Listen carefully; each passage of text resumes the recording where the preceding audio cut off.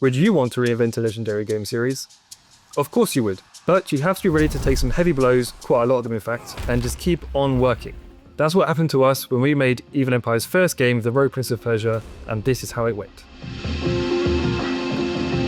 Back in 2020, after the success of our live ops work on Motion Twin's Dead Cells, we met with Ubisoft for a casual dinner at an industry event. Someone from our team decided to go full pedal to the metal and just asked, why not take our knowledge from making Dead Cells and use it to make a 2D action platformer in the Prince of Persia series? And Ubisoft didn't say no. Obviously, we didn't make a deal right there and then, but after a few months, Ubisoft accepted our pitch, which was an action roguelike with 2D fast-paced combat, parkour movement, and a branching narrative. We were going to work on a Prince of Persia game. Call us boomers, but for us, that's a childhood dream come true.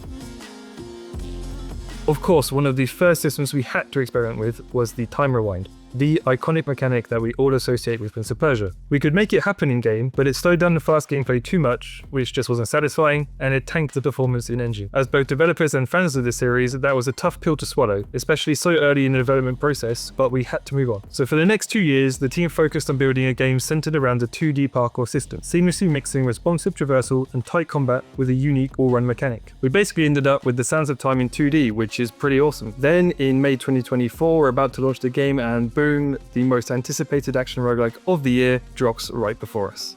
That was a bit of a hit, but we couldn't do much about that, so we launched into early access on Steam a few weeks later, and there we had another hit. The immediate feedback was honest, direct, and not amazing. Players saw potential in the gameplay, but felt that the content lacked variety and depth, and if we're being honest, they were right. Others, well, let's just say they weren't fans of the art direction. We had actually wondered about this purple problem before.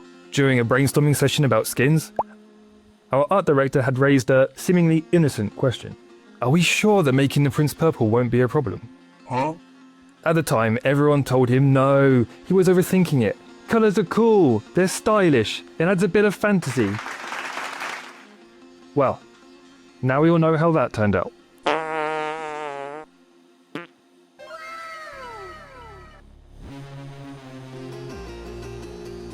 But that's the nature of early access. You launch, you listen to player feedback, and then you adapt to create the best possible version of your vision. Even though player count was low, we still believed in the game. So we set up a battle plan, tackle all the content that the players thought were missing, while at the same time setting up something which is very rare in game development, a complete, top-to-bottom overhaul of the art direction. To give some context, our original inspiration for the art style was based on Persian miniatures, which are flat perspectives, stylized shapes, and bold, unexpected colours.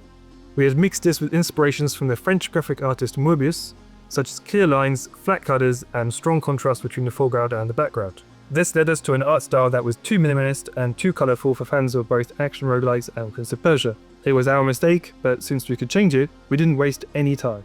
As we kept adding to the game's content through monthly updates, our artists got to work behind the scenes. So by November 2024, we had released 7 updates in 5 months.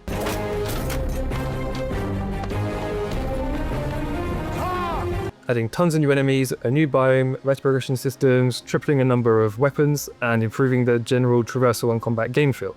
Everything that the players thought was missing. Then, in November, we dropped the second act update.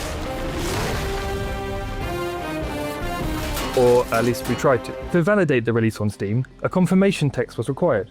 Usually that's no big deal, but for some random reason, Steam refused to work unless a Spanish number was used. What? Don't ask us why, no hablo español. Everyone was panicking for a good couple of hours as we'd kind of hyped up this update, but luckily, we had a Spanish dev on the team. Hola. David became our hero, managing to unlock the situation late at night with his Spanish number. Since then, we have a slogan in the team: Steam doesn't like the French. Anyway, the art rework we've been setting up for months was finally released, and the prince left purple behind once and for all. And we also dropped 2 new biomes, 2 bosses, and a whole new story arc. There was a lot of positive reaction to the changes, and we personally could see that the game was much better, even if we still weren't making huge waves. All that was missing now was polish and content. So since then, we have been improving everything that we can, getting ready for 1.0, where we'll finish the story and tie everything off with a bow. And through all those problems and roadblocks, we've had a great community giving us a helping hand the whole way. Even when it was clear we had a ton of work to do, they've been there giving us support, feedback, and encouragement. So a special shout out to you guys for sticking with us on our crazy journey. And that's the end of the story of the Rogue Prince of Persia. We have no idea what to expect for 1.0, aside from us throwing a hell of a party, because it's our first game we've ever released. But we can definitely say that we are proud of everything that we have done to get here. Here's a taste of the final result.